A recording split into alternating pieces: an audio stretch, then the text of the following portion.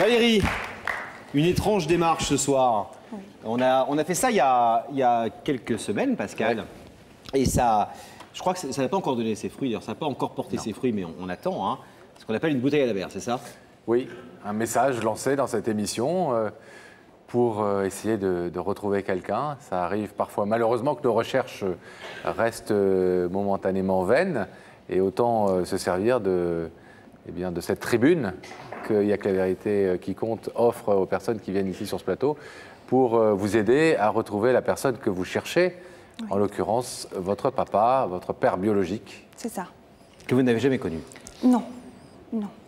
Jamais? Jamais. Élevé par maman? Élevé par maman. Plus un autre homme? Plus un beau papa, oui. Et des explications sur le fait que maman ne vivait pas avec votre papa, votre vrai père?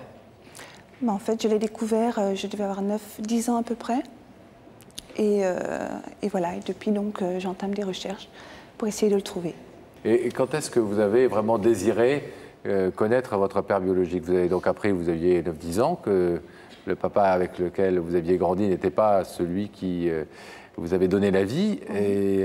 Mais quand est-ce que vous avez eu besoin, ressenti le besoin de retrouver l'homme qui partage le même sang que vous? En fait, c'est quand j'ai eu ma première fille. C'est vrai qu'on regarde son bébé, on se dit, elle ressemble à son papa, elle ressemble à sa maman, elle ressemble à sa grand-mère. Là, on cherche toutes les ressemblances. Mais c'est vrai que je ne pouvais pas m'empêcher de regarder mon enfant et de me dire, ressemble peut-être à mon papa, elle ressemble peut-être à son grand-père. Et là, c'est devenu très très fort. Et j'ai eu besoin, en fait, de vraiment le trouver, le chercher. Quel âge a votre fille aujourd'hui? Elle a 12 ans. Donc c'était il y a 12 ans? Il y a 12 ans. Et vous avez commencé à faire des recherches à partir de ce moment-là? Oui, j'en ai déjà fait, en fait, à 14 ans. J'ai eu la chance de pouvoir aller dans la famille de ma maman. Ce sont des gens du voyage qui se trouvent du côté de Strasbourg, en Alsace. Et j'ai demandé à une de mes tantes si elle connaissait mon papa.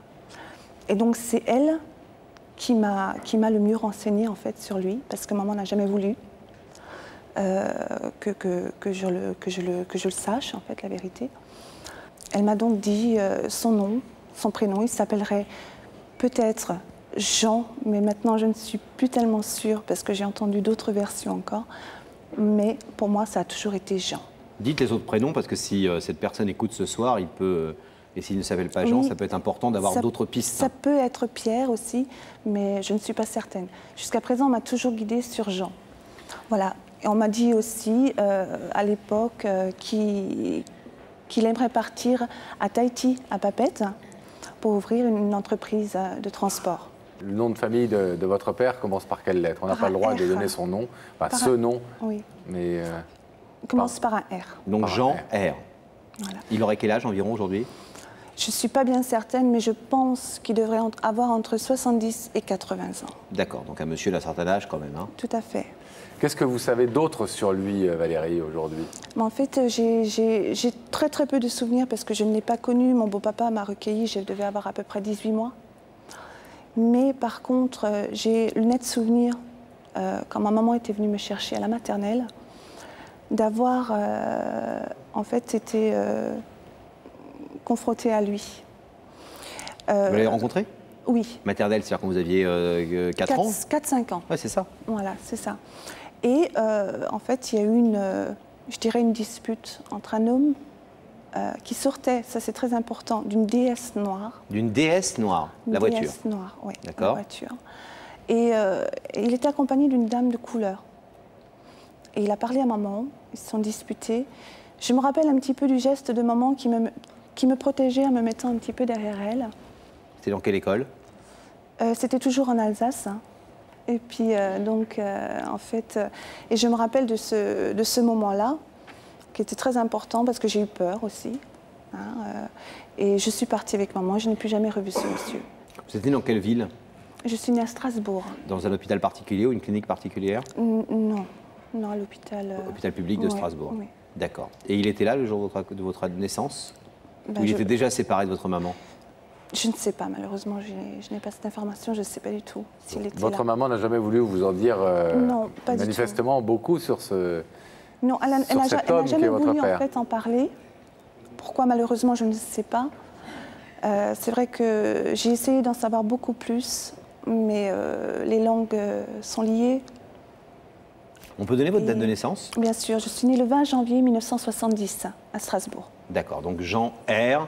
Si vous avez une petite fille qui est née le 20 janvier 70 à Strasbourg dans un hôpital, si quand elle avait 3-4 ans, vous avez été dans une déesse noire voir cette petite fille à la sortie d'une école et une altercation avec la maman de cette petite fille, si vous avez des affaires à Papette ou dans les îles, eh bien vous pouvez être le père peut-être de notre amie qui est ce soir sur notre plateau, Valérie, qui vous recherche. Alors ce qu'on fait, Valérie, traditionnellement dans cette émission, c'est que vous voyez une caméra qui est là-bas, qui va se mettre au rouge, Oui. celle-là. Si vous voulez lui dire quelques mots, s'il vous écoute ce soir ou si des amis le connaissent et peuvent lui en parler, vous savez que comme on le fait souvent dans cette émission, les gens nous appelleront et évidemment s'ils le souhaitent, nous donnerons le numéro de téléphone, voilà, et seulement s'ils le souhaitent. Et expliquer peut-être, Valérie, tout simplement ce que vous attendez aussi de ce monsieur, s'il se manifeste et s'il désire lui prendre contact avec vous, mais qu'est-ce que vous attendez de lui aujourd'hui? Mais en fait, je suis à la recherche, bien sûr, de mon père, mais je suis aussi à la recherche de mon identité. Vous voulez dire quelques mots à la caméra? Bien sûr. Donc voilà, je m'adresse à vous. Je ne sais pas comment dire, je ne sais pas si je dois dire papa ou mon père. Je m'adresse à la personne qui se reconnaîtra en moi, qui se reconnaîtra dans mon histoire, en sachant que ma maman s'appelait Elisabeth. Beaucoup de gens l'appelaient Betty. C'était une femme du voyage. Et je m'adresse à vous parce que j'ai un réel manque d'identité. J'ai besoin de vous connaître, surtout de connaître mon histoire, parce qu'elle n'est pas facile. J'ai besoin juste de vous voir, je ne vous demande rien.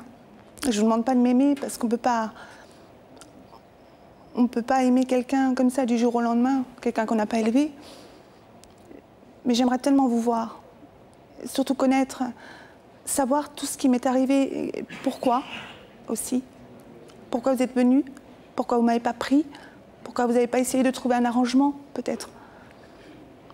Vous m'avez manqué et je vous ai inventé beaucoup dans mon enfance, quand j'étais petite. J'aimerais beaucoup, beaucoup, beaucoup, beaucoup vous rencontrer. Voilà.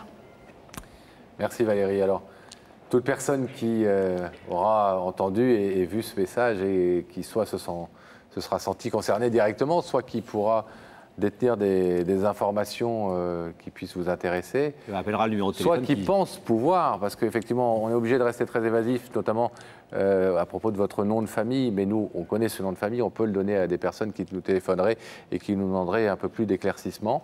On est obligé légalement de taire pour l'instant ce nom, donc on sait que ça commence par un R. Oui. On espère qu'avec les quelques... Qu'il avait une déesse noire, c'est très important. Et qu'il avait une déesse noire, effectivement. Et que maman était une dame du en voyage. 73-74, il y avait beaucoup d'hommes en France qui avaient des déesses noires. Et que, mais peut-être qu'il va se... Et que votre maman était une femme du voyage qui s'appelait Elisabeth. Et qu'on l'appelait souvent Betty. Voilà. Valérie, on espère que ces quelques informations pourront servir à quelqu'un à vous remettre un petit peu sur la voie de ce père que vous cherchez. Merci. On vous tiendra évidemment au courant. On vous laisse repartir. Merci beaucoup. Je vous en prie, c'est normal. Merci. Au revoir Valérie.